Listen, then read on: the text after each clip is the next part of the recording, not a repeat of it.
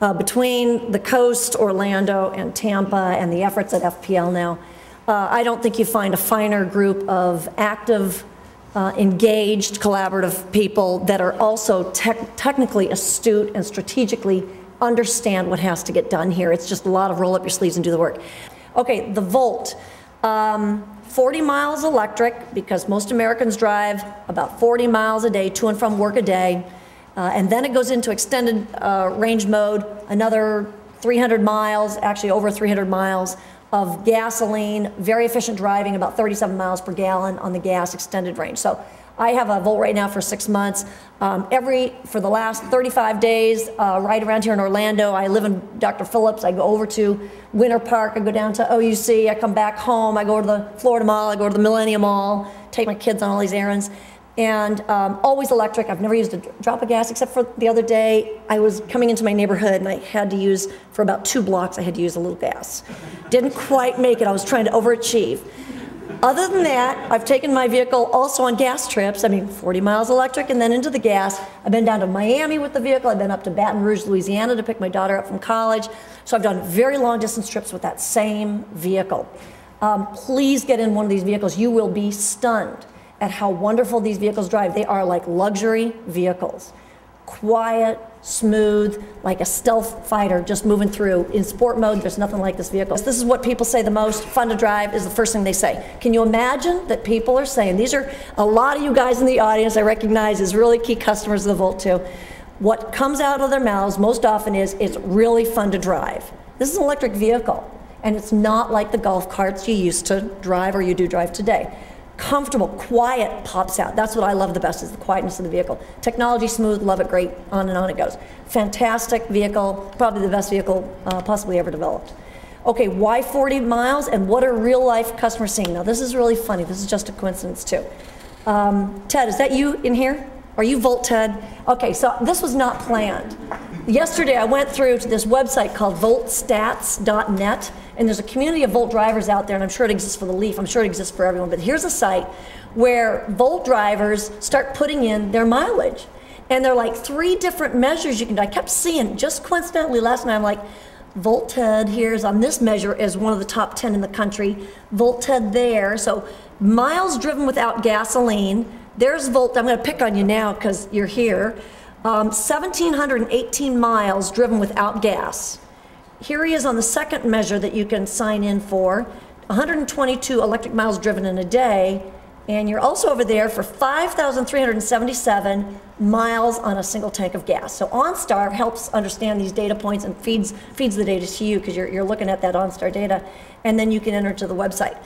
There are communities of drivers so excited about what they can achieve with these vehicles, and these are the stunning numbers they're getting. Look, Virginia Volt, I guess VA Volt must be Virginia Volt, I'm guessing. 10,000 miles on a single tank of gas.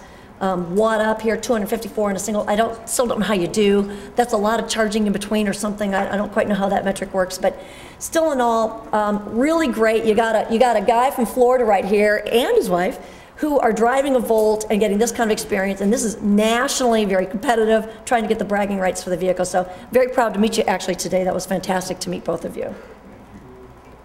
Talk about trying to vie for titles here. The audience on this one site is trying to form themselves into groups too. So here's a Missouri group, a Jersey Shore group. There's only 2 members in that one. DC Metro, and here they are trying to stack up their records and join the sort of the collaborative group of, can we, what's our group looking like? What's the performance in the mountainous regions of Colorado versus maybe a group in Florida that gangs up? I don't think I saw Florida in here yet, so maybe you guys need to form a little group and get your data up here. Oh, it's just below, okay. Yeah, there are a lot of people on this side. I grabbed what I could screenshot very quickly. So a lot of fun anyway. This is a great community of folks, as you all know. Let me catch up on where the Volt is. We now, by the end of the year, we're in all 50 states. So over the course of last year, so 2011, I told you, is all about supply and working through all the bugs and all the learnings you need to do to iron out cross-country, national sales, service, even the technology itself, parts distribution, parts from suppliers, everything that goes into doing a vehicle. We went from 7 states at the beginning of the year to national by the end of the year, so we are there now. By the end of the year, I think we were almost at, I think we were 3 shy of 8,000 by the end of last year, so we felt very good about that. That's just fine for year one when it's all about supply. We have had increased sales month over month since September. That is a big signal. That's what you're looking for, is that every month you get better and better and better. That's the only thing that matters at this point. The mission in 2011, as I said, focused on supply. We're ramping up technology, production, sales, service, infrastructure. Just a lot to do last year. A lot of busy stuff to get done. 2,600 dealers nationwide. The mission this year is all about demand. So again, I think the panel before, everything you said was spot on. This is the year to get out. Fleets, retail, everybody do your share. This is when you want to send signals to folks that are out there that you're part of this, you want this to succeed, and it just starts with every one of us doing something to contribute to making this succeed. There are a lot of incentive programs continually growing. West Virginia just passed a $7,500 also state credit, so you add that on your state taxes to the federal one you get in the state of West Virginia, and they got a really great gig going. That's about a 20, I don't know, if you do the math, I think that ends up being a $23,000 volt at the end of the year when you do your taxes in West Virginia. So, I mean, you just can't beat this kind of incentive, and this is how you make this happen, is just encourage folks that are sort of on the fence relative to the financing of this vehicle, and this is how you do it. 3 Canadian provinces. There are also, I have a list at the end showing you what the states are, what different states are doing.